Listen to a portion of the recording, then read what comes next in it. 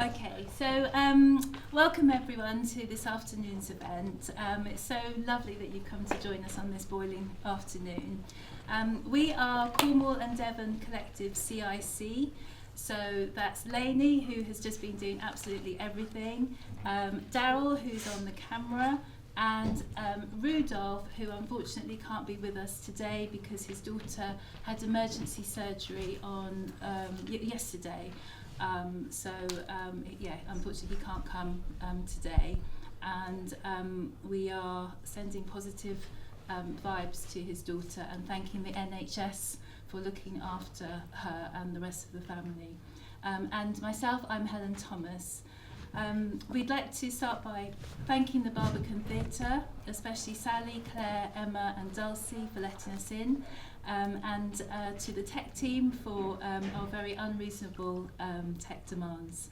We'd also like to thank our funders for this event, which is the Plymouth Astor Trust. But most of all, thank you to you for coming to listen, to share, to listen and share and support and spread the love. So would you mind just giving a clap for all our performers today? So without you, we're just four lonely, misguided people. Today is about experimenting. Do come in, yeah, take a seat. It's about experimenting, it's about being brave with words, it's about testing new material and sharing work with friends. There's nothing more powerful than the voice, and possibly nothing more scary than speaking in front of an audience. Even if they do get a book token at the end, please do come and remind me for your book token. But there's also nothing more rewarding, I think, than sharing some of the work that you've written. So this is a supportive and safe space for that to happen. Community means coming together at good times as well as bad times. So our theme today is freedom, and it means different things, obviously, to different people at different times and at different places across the world. So if you think about yourselves, what did freedom mean to you when you were 8 years old? What did it mean to you when you were a teenager? What did freedom mean to you when you were 25? You haven't got there yet, I don't think. And also, what does freedom mean to you now? So freedom is a flexible term. It has different meanings in different contexts at different times. Freedom to speak, freedom of imagination, freedom to dance on the street, whatever. We're also today celebrating the launch of our Plymouth Freedom Map. And this map is the orange leaflet that you've got on your seats, but it's also online. And the online version is the most detailed version. So the Plymouth Freedom Map celebrates individuals who've advocated and dedicated their lives to freedom in the city. And we've tried to map individuals from the 1600s to the present day. So the term freedom is used to suggest freedom of sexuality, freedom to speak with respect and dignity for others, freedom to tackle racism and discrimination and promote equality. The map is an ongoing entity. We can definitely add to the digital version. This was printed 2 weeks ago, so already we've added things to the digital map, and we'd love it if you have suggestions, nominations of people, or even community organisations that you'd like to add. So do please let us know your suggestions. You can also see the list of performers that we've got today, and we've asked if you'd be so kind to write some comments so that they have a bit of feedback for their presentations, their performances today. And the structure will be that each performer will perform their words, and then we'll play a piece of music that they have suggested to us that means something to do with freedom for them. So whilst the track's being played, you can just sit and listen, or you can write some feedback for them. Joelle Taylor who is a poet and playwright. She's an amazing poet and an amazing writer, and she works with people in prisons, encouraging them to express themselves, their feelings in poetry, but she's also an amazing performer and poet herself. She stated in an article that was published earlier this year, so I put it here. Am I standing right in front of it? Can you see it? Okay.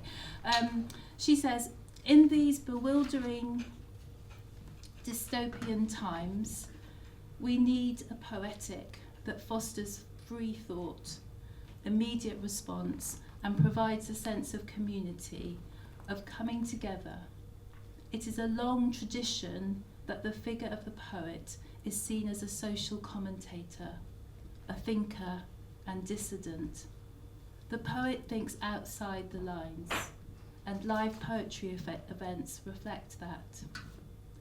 The spoken word event, day, afternoon or night, disrupts dominant discourse. It asks unpleasant questions. It is intimate, jubilant, thoughtful. So I thought that might be a lovely way to begin this afternoon's session. Joelle is talking specifically here about poetry, but all forms of storytelling and expression apply, I think, to her words. So please join me in reassuring our participants that we want to hear what they have to say and that we admire their bravery. So I'd like to give them a clap. And our first performer is Boy, full name Boy Hutsu Shianyana. Is that correct? Where are you? If you'd like to come to the lectern. And I've asked Boy what's his favourite food, because I think about food all the time. And he has suggested that his favourite food is seswa. Yeah. Seswa, which is cooked meat. Mashed cooked beef and beans mixed with samp. Yeah. I don't know what samp is. Samp is normally from corn. Yeah, so it's from corn. Corn, Yeah. okay. Yeah. Mixed with corn. Hand over to Boy for our first performance. Yeah, thank you so much. I really appreciate this opportunity. Today I'm going to be looking at freedom from the point that you cannot have freedom if you are harboring forgiveness. Yeah, so my name is Boyki, so I'll just introduce myself first. I'm originally from Botswana, so I'm 53 years old. I'm a nurse by profession and I teach for University of Plymouth. So I'll be looking at freedom, linking it to forgiveness. Why freedom linking it to forgiveness? Because it's my life. I'm just going to be telling you about my story when I was harboring unforgiveness. And like I was rightly saying, I'm from Botswana. So with my story, like I was saying, I'm 53 years, and for years and years, I didn't know who my dad is. So I grew up without knowing who my father was. And because of that, I was angry. And what I used to do instead of really dealing with that, I was drinking. I was getting in sort of trouble. And I will say it because my mom is not here. I also got suspended for 2 weeks.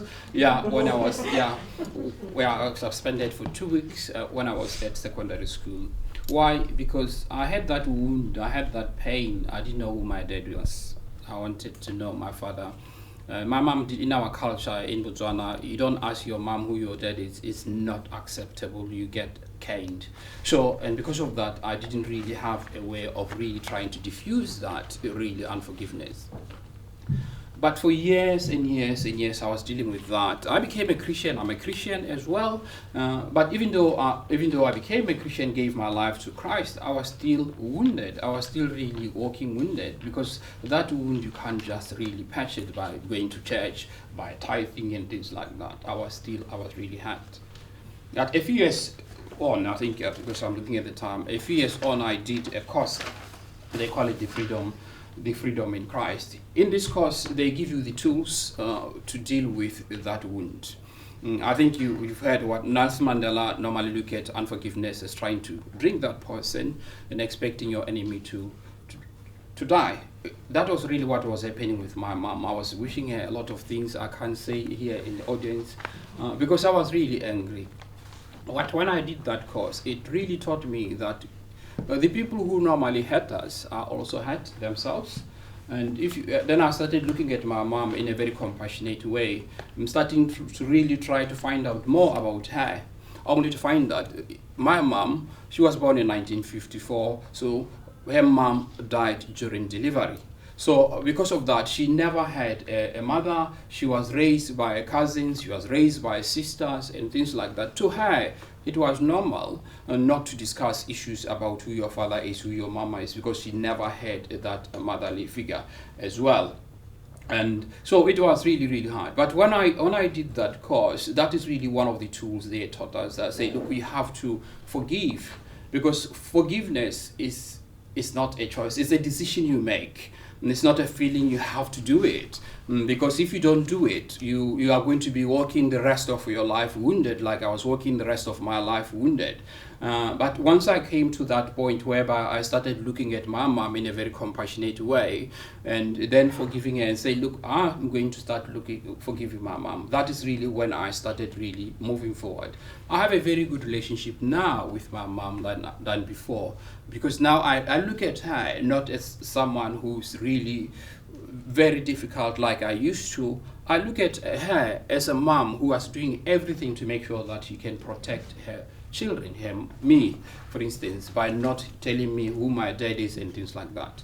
Do I know who my dad is now? No, I don't. But I've reached that point whereby I said, look, I need to move on. I need to make this decision for myself. I wasn't making it for her, for myself. Because when you have unforgiveness, what you're doing is that you are putting that person in your mind. You're constantly thinking about that rather than thinking about yourself, rather than moving forward. That is really one of the things which was really happening to me. It was hard. And another thing really, which is really, really important is we have to know that there's someone called John Ottman has written a book about everyone is normal until you know them. We all have issues. At times, people who hurt us, like I was saying, they hurt themselves. And because they hurt themselves, we need to learn to be more compassionate in how we deal with people when they hurt us. And that is the only way we really can move forward. And another thing is, don't take everyone serious, because unfortunately at times we expect a lot from people, and because we're expecting a lot from people, when they disappoint you, it's really hurtful. But if you know that we all make mistakes, we are human beings. This is why we are human. We're human because we make mistakes. So that is really one of the things I will say. And I will say to each and everyone here today, I know forgiveness is not easy. I know forgiveness is difficult. But if you have a forgiveness against anyone, please try and just forgive them. You don't have to be friends, because that's the essence of forgiveness. You don't have to go back to that person and be friends again. But what you're doing is you are liberating yourself. You're giving yourself that freedom.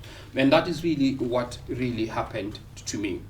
It really changed my life. It was the turning point for me to make sure that, okay, look, I have to move on. And another thing which really I do, because at times we spend more time thinking about our own really situations, our own or difficulties.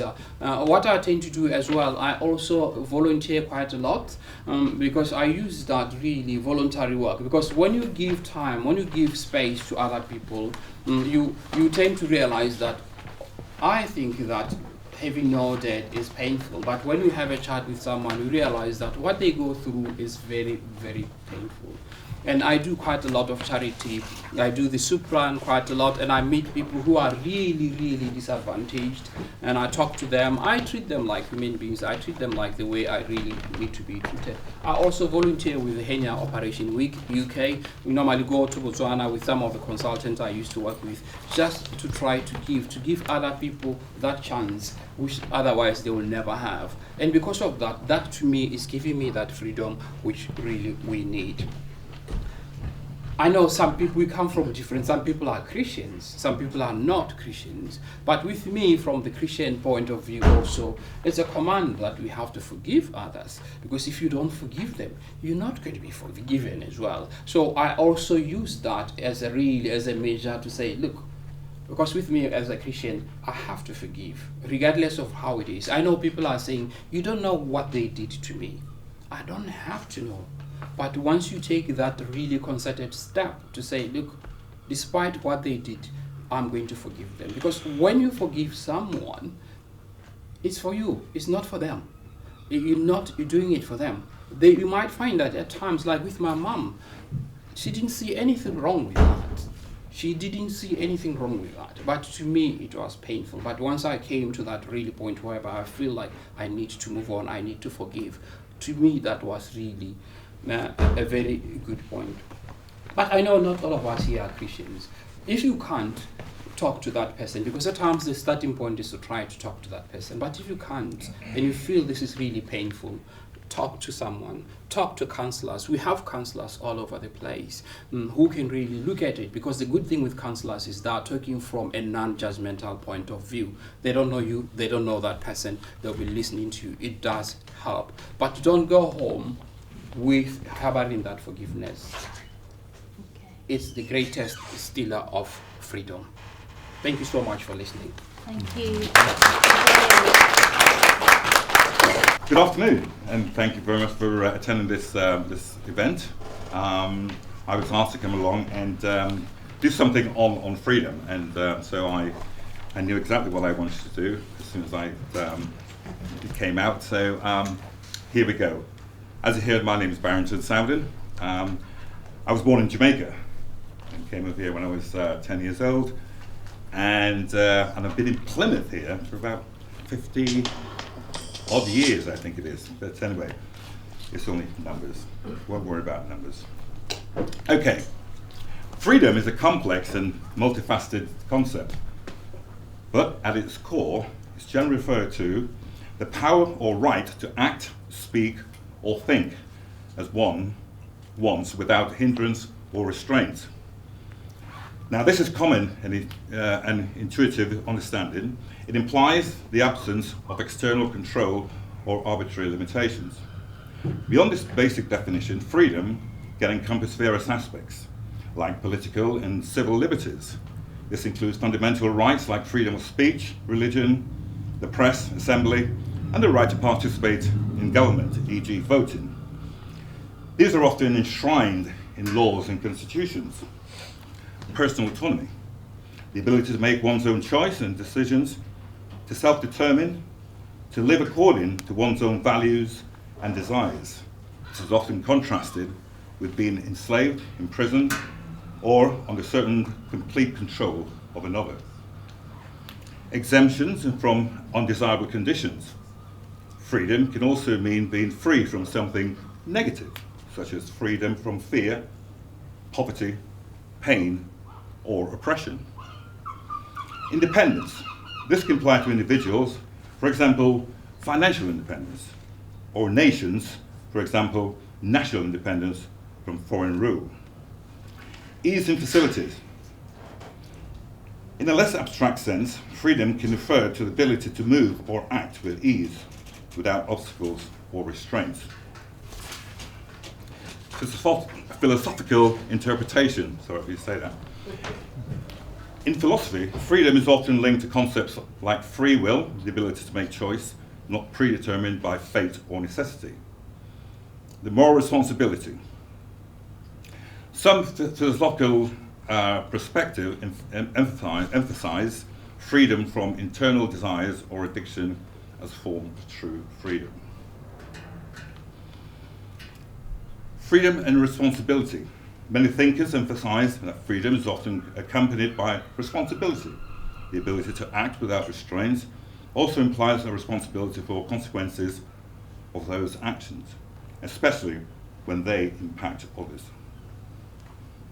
Limits to freedom. In societies, individual freedom are often balanced against the right and safety of others. This is why law exists. to prevent individuals from exercising their freedom in ways that harm or infringe upon freedom of others. Different contexts. The meaning of freedom can vary depending on context: personal, political, economic, social, or philosophical. In essence, freedom is about the capacity for choice, self-determination, and the absence of undue constraints, while often acknowledging the necessary boundaries for a functioning society. So, what does freedom mean to me? Freedom is not a flag alone, not just fireworks or anthem tones. It's not a date in history books, but something deeper: how the morning looks. When no one can tell you who to be, when you can stand and say, I'm free.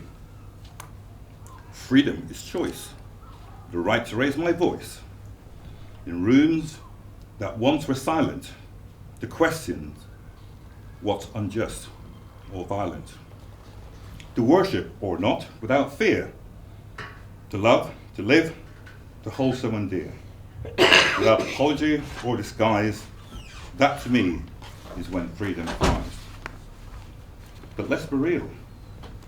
Freedom is not just what we feel. It's not a gift wrapped up with ease. It's hard won, bruised, earned on scraped knees. It's marching streets, refusing lies. It's holding truth when comfort dies. Freedom is a breath between what I dream and what has been. It's knowing I have worth in space, even when I'm out of place. It's the grace to fall and the strength to rise, to shape my life beneath open skies. But freedom too is a paradox. It opens gates, but it still has locks. For every chain that's been undone, another forms for someone's son. So freedom means I cannot rest while someone else is still oppressed. It means I use my voice for more than just to speak. It must implore. I must protect the right to grow, for hands I'll never even know. Freedom is not mine to keep. It's something shared and held in trust, a fragile thing, both fierce and just. A torch passed down through blood and sweat that asks for me, remember yet. The cost, the names, the silent graves, the ones who fought, the ones enslaved. So when I say that I'm free, I carry more than just me. I carry hope, I carry pain. I carry those who broke the chain but didn't live to taste the rain. Freedom means I get to choose, and that includes the right to lose. To walk away, to stand alone, to speak in tongues not made of stone. To write my story line by line and call each broken piece still mine. Freedom is messy. It's loud and bold or quiet and steady. It's not always pretty or polite, but it lets me stand in my own light. So what does freedom mean to me? It means I can, but also that I must. It's not in just God or government I trust, but in community, in shared respect, in justice we refuse to neglect. It means I honor every breath by standing up in life and death, by making space, by lifting others, by seeing strangers as sisters and brothers. Freedom is not a final place. It's a journey shaped by every face that dared to dream, resist, believe. It's the promise we build, not just receive. So what does freedom mean to me? It means I'm free to be fully, gloriously, radically me. Thank you.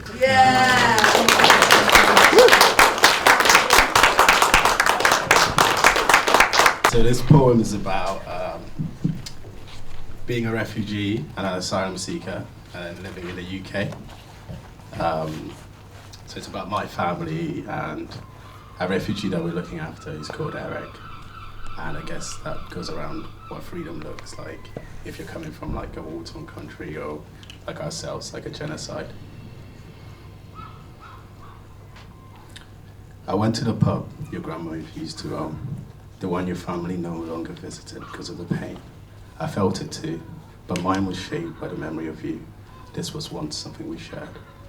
I ordered a Guinness, Eric, a non-alcoholic one. He's telling me about his placement, a hotel in Oxford.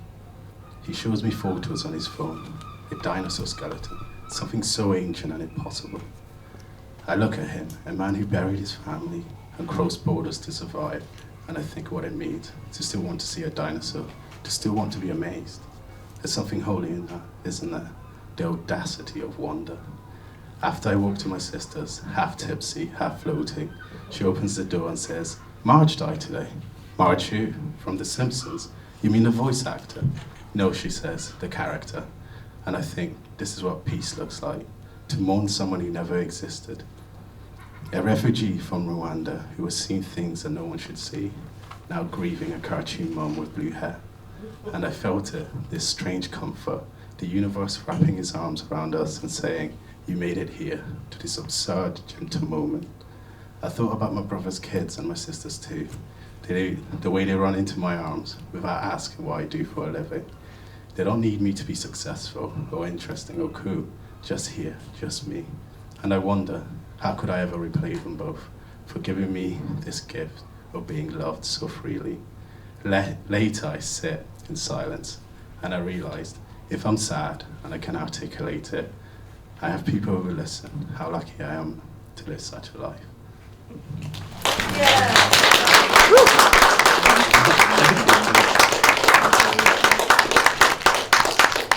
I've got one more. The other one's more depressing. I'm stuck between doing one which is more playful or depressing. What do you guys want? Depressing first.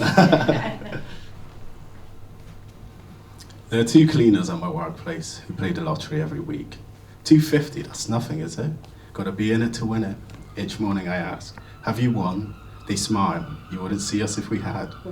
They share stories, not of riches, but of freedom. Would buy this place, fire whoever we wanted. I wouldn't tell a soul, just vanish, fly somewhere warm, and hide it in the sand.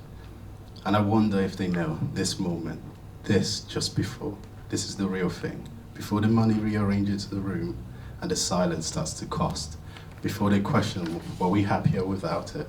And maybe that's what love was too. Not having the hope. Two people meet and imagine everything.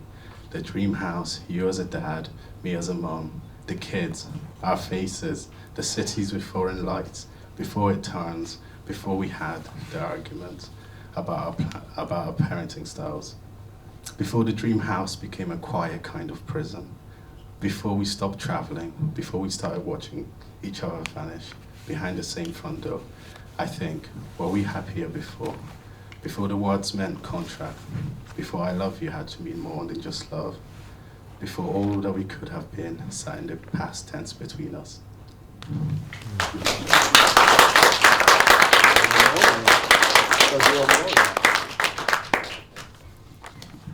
This one's about turning 32 because it sucks.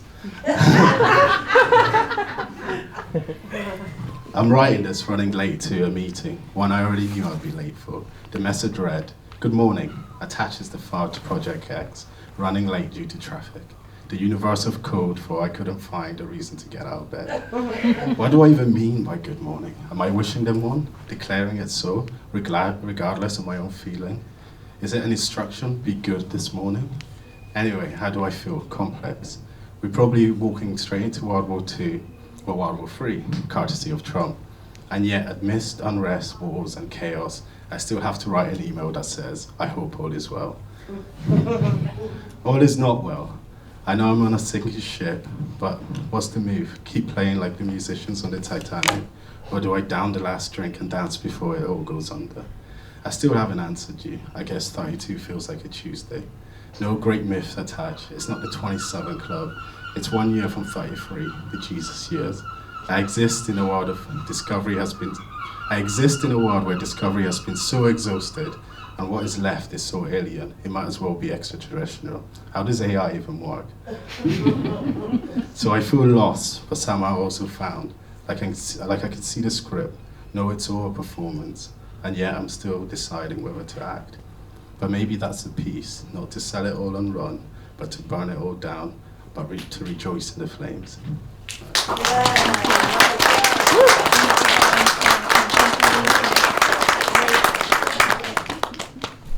Hello everybody, I'm Suzanne. I just wanted to say that the reading I'm doing... Could just remove the mic from the stand. Thanks. Can I dance now? Hardly quite there. The reading I'm doing is not my own, it's an anonymous poem. I chose a verse language. I chose this poem because primarily as a creative and having been an educator and a social worker, from the very first moment I read this, it held such resonance for me. For me, this is about the opposite of freedom. It's about conformity, and it's about not finding and recognising our own uniqueness to the detriment of humanity. This poem is called About School. I have to collect myself. He always wanted to say things, but no one understood.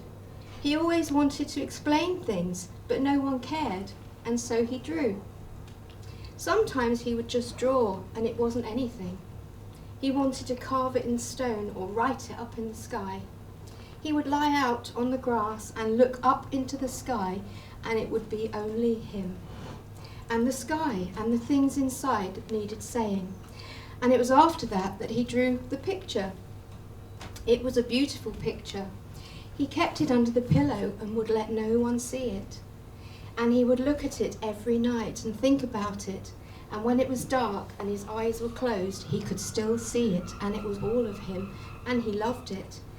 When he started school, he brought it with him, not to show anyone, but just to have it with him like a friend. It was funny about school. He sat in a square brown desk like all the other square brown desks, and he thought it should be red. And his room was square. It was a square brown room, like all the other rooms, and it was tight and close and still. He hated to hold the pencil and the chalk with his arms stiff and his feet flat on the floor, stiff with his teacher watching and watching. And then he had to write numbers, and they weren't anything. They were worse than the letters that could be something if you put them together. And the numbers were tight and square, and he hated the whole thing. The teacher came and spoke to him. She told him to wear a tie, like all the other boys. He said he didn't like it, and she said it doesn't matter. After that, they drew. And he drew all yellow, and it was the way he felt about morning. And it was beautiful. The teacher came and smiled at him. "What's this?" she said. "Why don't you draw something like Ken's drawing? Isn't that beautiful?" It was all questions. After that, his mother brought him a tie, and he always drew airplanes and rocket ships like everyone else. And he threw the old picture away. And when he lay out alone looking at the sky, it was big and blue and all of everything. But he wasn't anymore. He was square inside and brown, and his hands were stiff, and he wasn't like anyone else. And the things inside him that needed saying didn't need saying anymore. It had stopped pushing. It was crushed, stiff, like everything else. And it's believed that the teenager who wrote this poem committed suicide 2 weeks later. Oh. Okay, so I we're want all to applaud unique. you, but not applaud in the depth. We're all unique and it has to be recognised. Thank you. I think I might be able to... I do a lot of walking on the moors.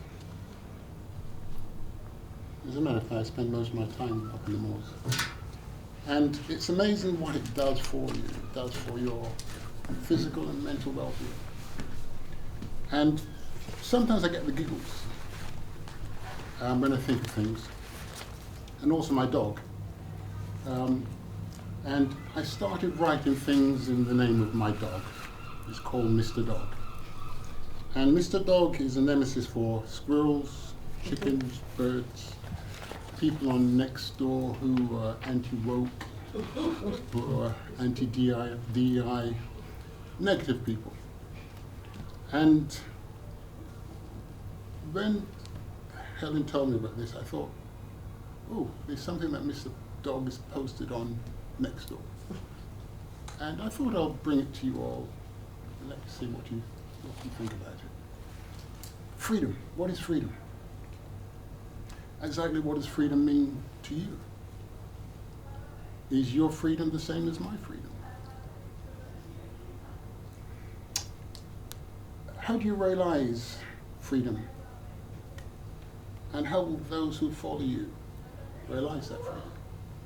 Because freedom changes all the time. But the most important thing is that freedom is always hard won. And it's usually carelessly, that's important, carelessly, and easily lost. And history has shown that this is always cyclical. So, from the pen of Mr. Dog.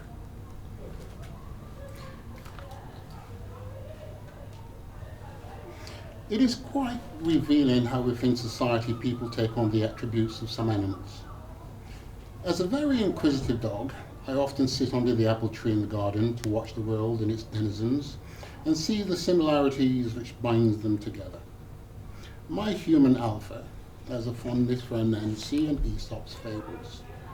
And as he fell asleep in his lounger yesterday, his book of Aesop fables fell on the ground and I had a good shot. Before the rain caught him snoozing and him running half drenched down the garden and into the house, it gave me the giggles. And I stayed under the apple tree to wait out the rain showers. After the giggles had subsided, my thoughts returned to Anansi, Aesop's and subjects affecting our choices within society and so-called freedoms. And here are the resultants of those thoughts. The fox, the weasel and the chicken. A fable of modern times by Mr. Dog. In a universe quite similar to ours, there lived a greedy and lazy fox who summoned his vassal, the weasel, and said to him, "Get me something to eat, or I will eat you." The weasel thought to himself, "Of all the animals in this area, which one is the easiest to manipulate so that I can save my skin?" Seeing a chicken pecking on the ground in the middle of the road, halfway up the hill, he went up to the chicken and said, "The fox wants to make you wealthy. Come with me." And then the fox saw the chicken. He was so hungry, he quickly lunged at it, tripped, and bit off its tail feathers. Quickly, the chicken ran away and escaped. Later, the weasel tracked the chicken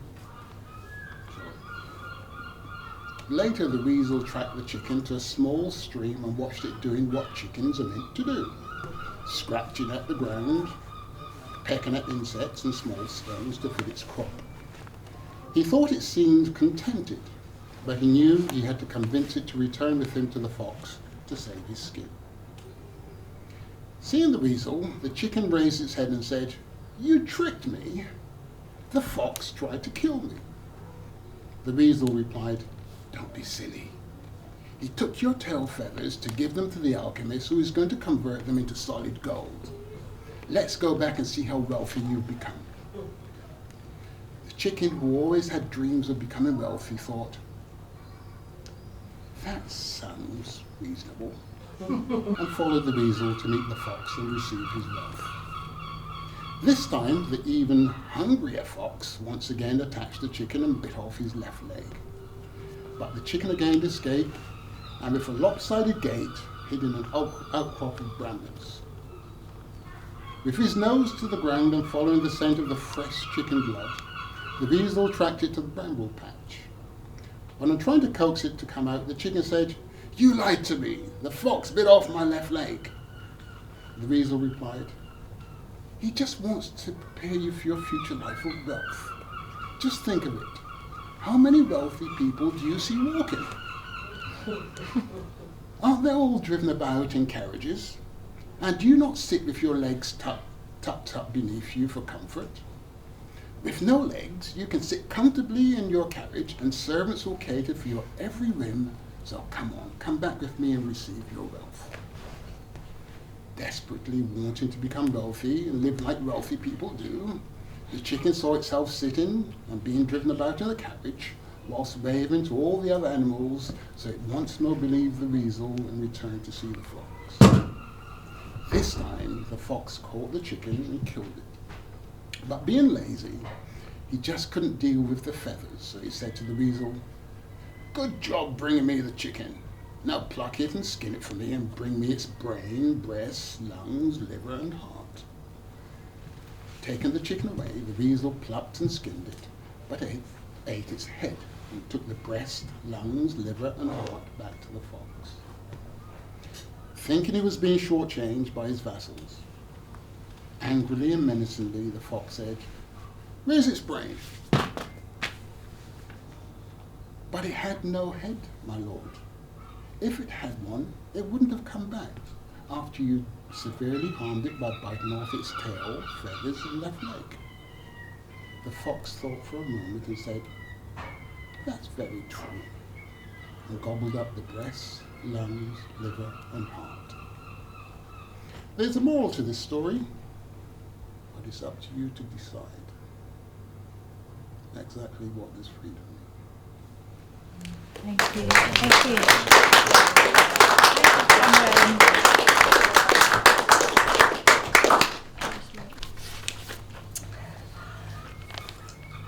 Music, dance equals freedom to me. Hey, have you heard the news? Julian Marsh is doing a show. It's a variety. Come and meet those dancing feet. On the avenue I'm taking you to 42nd Street. My imagination when young was wrapped up in musicals. I've been swung around a ballroom with a king. I've escaped over the hills of Austria, fleeing Nazi Germany, and somewhere, someday, I'll be tapping along my own way. I have been to 42nd Street and Broadway, and I did tap all the way. Did people stop and stare? Yes, they did. Did it bother me? No, not one bit. But then it all changed because I started to get a bit older, and all of a sudden I stopped bursting into song, but I morphed instead into a record collector and a DJ selector. So freedom now meant to me sharing with a collective, going to concerts and raves and festivals and being introduced to the masses, consciously thinking the same as you. There was a time when they used to say that behind every great man there had to be a Great woman. Don't all scream that out loud. So life started to become a bit of the norm, and by that I mean my work-life balance was at odds. Freedom of expression and movement became a distant dream, and it turned into advocating for social justice and change, and especially for children, young people and women. Then came the era of dearly beloved, we are gathered here today to get through this thing called life. And it was Prince that shaped my whole life, culminating in one of my proudest memories.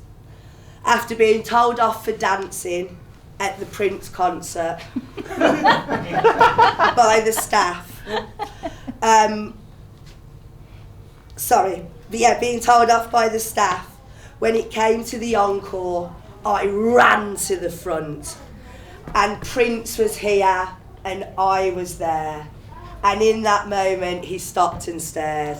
And freedom for me became within that moment where I felt like I could do and be whatever I wanted to be. And that is mine. Brilliant. Thank you, Lainey.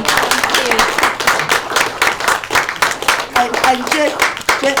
And just a little ad, that was the piece today, but when Helen first put together this theme, my idea going forward was to do some kind of dramatic performance about what freedom means in different eras. So I think somebody was talking about that, I think we all have over time. And also how I really believed and do believe wholeheartedly that I am free to express however I want to express myself. But that freedom in a moment can be taken away.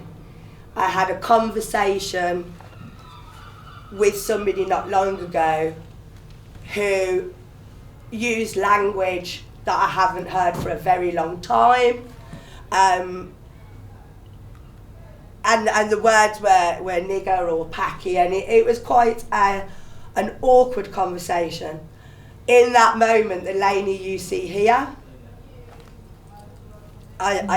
something happens to me in those situations, and this articulate person who can challenge authority and stand up for other people often feels really trapped, and that I can't voice what I want to voice because of the ramifications of what that means. And so the concept, I thought I was really free, but then in moments I feel not free, and I didn't know how to articulate that in a poem, but yeah, so thank you very much. Thank you, Lainey. Thank you. Oh, and my song Yeah. was Prince Let's Go Crazy, but we don't need to hear it.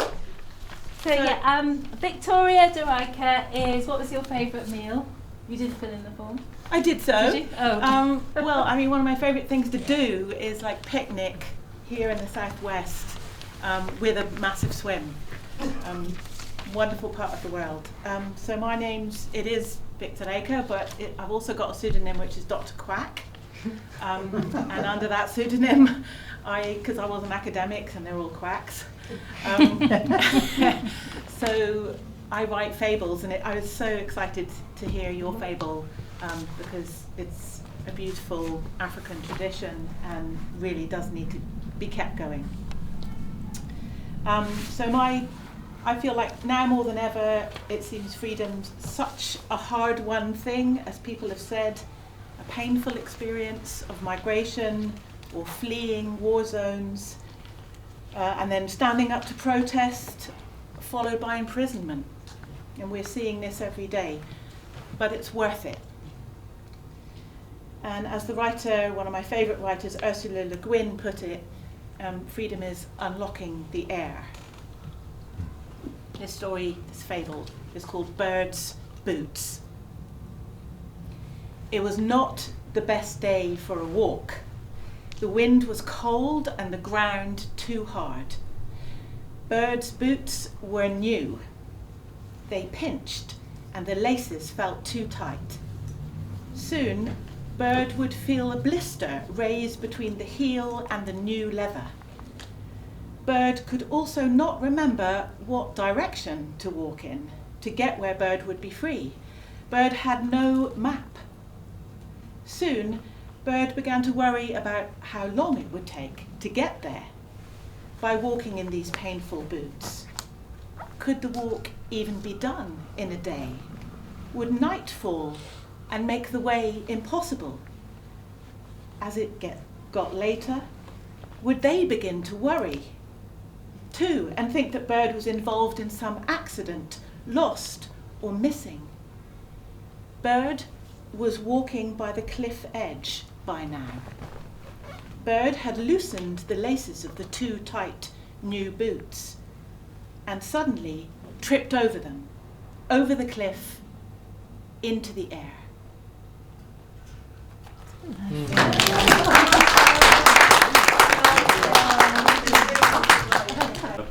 A lawyer, practicing lawyer, and a teaching lawyer as well at university. And I was quite struck actually by what Barrington said earlier about, without law there really is no freedom. It's something that's totally fundamental to law in a myriad of ways. It often gets a bad rep, obviously, from various perspectives, but it is, absolutely the underlying principle behind legal process. So, also I was thinking, in relation to freedom, that free is a magic number. So I was thinking that I might just read 3 very long, very serious poems about magic numbers, but then I thought, well, maybe that's a bit too abstract. So instead, I was thinking you weren't going to do that. no. So instead, I'm going to concentrate on freedom of expression, because that's obviously one of the very important principles in relation to freedom. That's something that everyone holds very dear to themselves. And I'm going to focus in particular on a very successful American author who published very widely in the 50s and 60s, Kurt Vonnegut. And he wrote a book called Slaughterhouse-Five. I don't know if any of you are familiar with that. Really quite an amazing book. About a very complex book as well, but really about the appalling things that happened during wartime. That's the major focus of it. Well worth reading, very dryly, very wryly written. That was his particular style, which is much appreciated by many people. So one of his books was banned in the States, and that was, in fact, Slaughterhouse-Five. So that was published in 1967, and what happened was that it in fact continues to be banned in many schools and completely banned in many countries, for its so-called obscene content. And so a different view was held by a chap called Bruce Severy, who was a 26-year-old English teacher at Drake High School in North Dakota in 1973. And he decided to use that novel for his students, as a teaching aid. And the head of that school board, Charles McCarthy, had other ideas. And he demanded that all 32 copies of the book that were available in the school had to be burned in the school's furnace. Many of the students at the school protested that decision. Some of them even already had the book, and they refused to hand the book back, which was interesting. But that was ignored, and so this was reported by the press. Kurt Vonnegut got to hear about it, and he decided to write a letter to generate some kind of response from the school, from the governing committee. So he wrote, "Dear Mr. McCarthy, I'm writing to you in your capacity as chairman of the Drake School Board. I am among those American writers whose books have been destroyed in the now famous furnace in your school. Certain members of your community have suggested that my work is evil. This is extraordinarily insulting to me. The news from Drake indicates to me the books and writers are very unreal to you people. I'm writing this letter to let you know how real I am. I want you to know too that my publisher and I have done absolutely nothing to exploit the disgusting news from Drake. We are not clapping each other on the back, crowing about all the books we will sell because of the news. We have declined to go on television, have written no fiery letters to editorial pages, have granted no lengthy interviews. We are angered and sickened and saddened, and no copies of this letter have been sent to anybody else. You now hold the only copy of this letter in your hands. It is a strictly private letter from me to the people of Drake who have done so much to damage my reputation in the eyes of their children, and then in the eyes of the world. Do you have the courage and ordinary decency to show this letter to the people, or will it too be consigned to the fires of your furnace?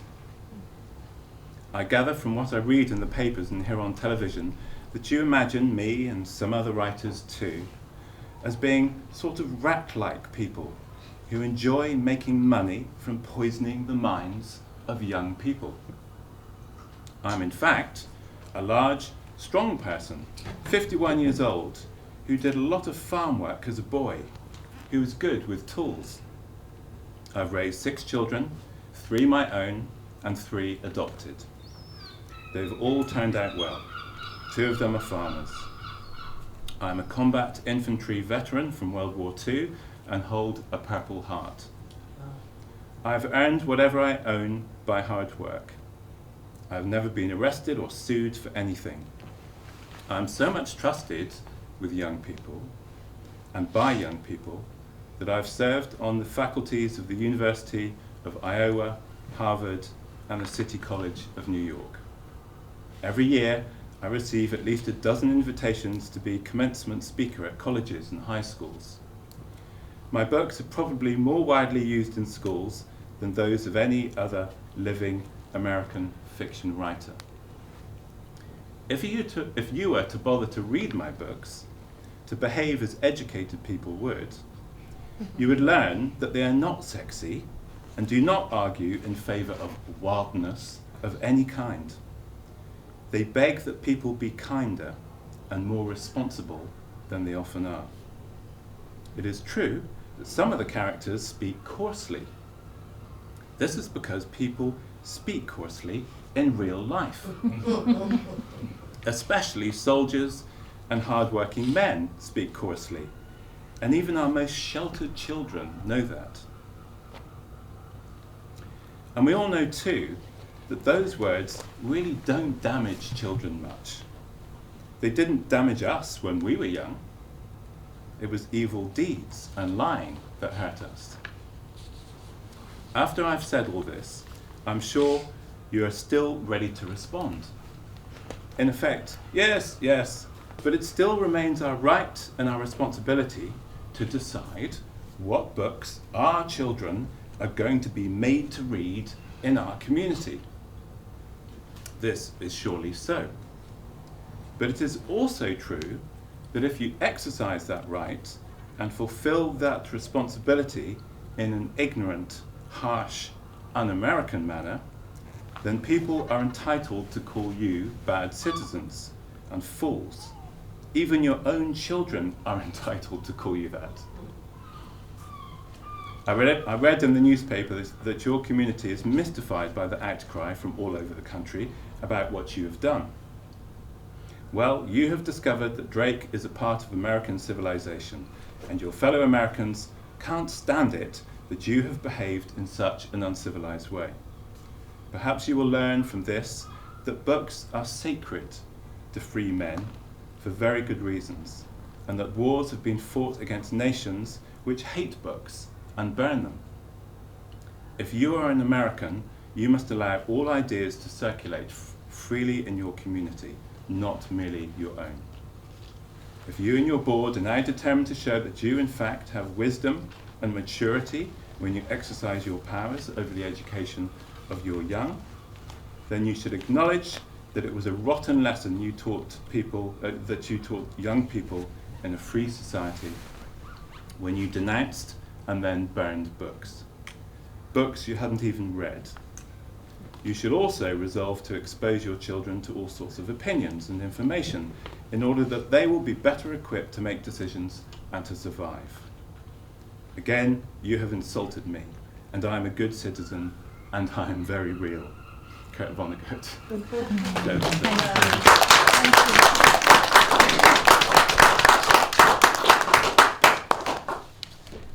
To the final piece, which was going to be read by Esther. So I think for a few people who came a bit later, Esther is at home looking after her poorly daughter, who had surgery yesterday.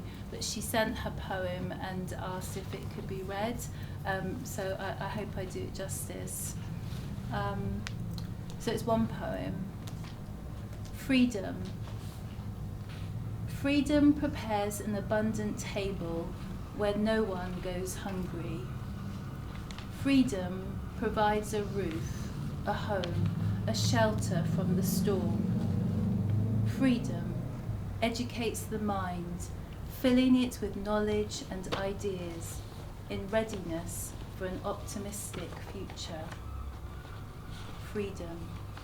Freedom provides purpose and meaning, a sense of direction. Freedom cloaks in armour protection against a hostile world. Freedom holds the quivering hand as you tremble, weak-kneed and fragile, though steadfast in your conviction. Freedom. Freedom whispers gentle words of encouragement when they are most needed. Freedom. Freedom offers choices, right or left, right or wrong. Freedom reminds you that you are valued, that you belong, that you are loved. Freedom screams from the rooftops, I am yours, you have the right to be. Free. Free to choose, to do, to not do, to proclaim, to be, to love. Freedom, a right, a given, an aspiration, a dream, a desperately sought after desire in a broken world. For it is true, until we are all free, no one is free. That's Esther Archer.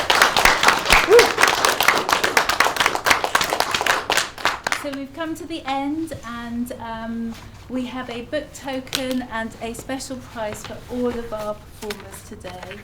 So if you would like to come in order to accept your book token, the first is Boy. Would you like to come?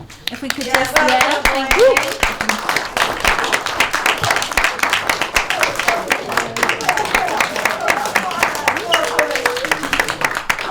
Louder.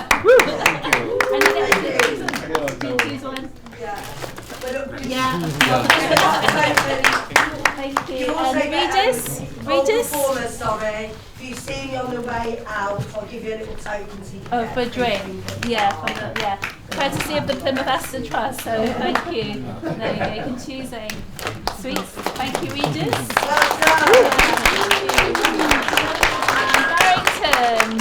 Barrington, you still here? Yay!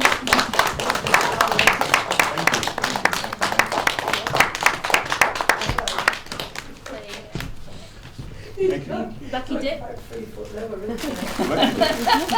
You can swap afterwards if you want. You can do some sort of, and who's next? Suzanne, you are next, aren't you? Thank you, Suzanne.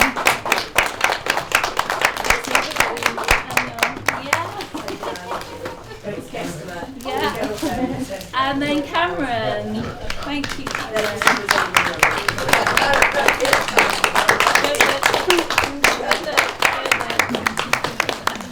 I'm going to donate my. Oh, you didn't. Oh. I'm going to donate my book token to the youngest person here. Oh. Thank you. Thank you. And Lainey, you do. You do get one.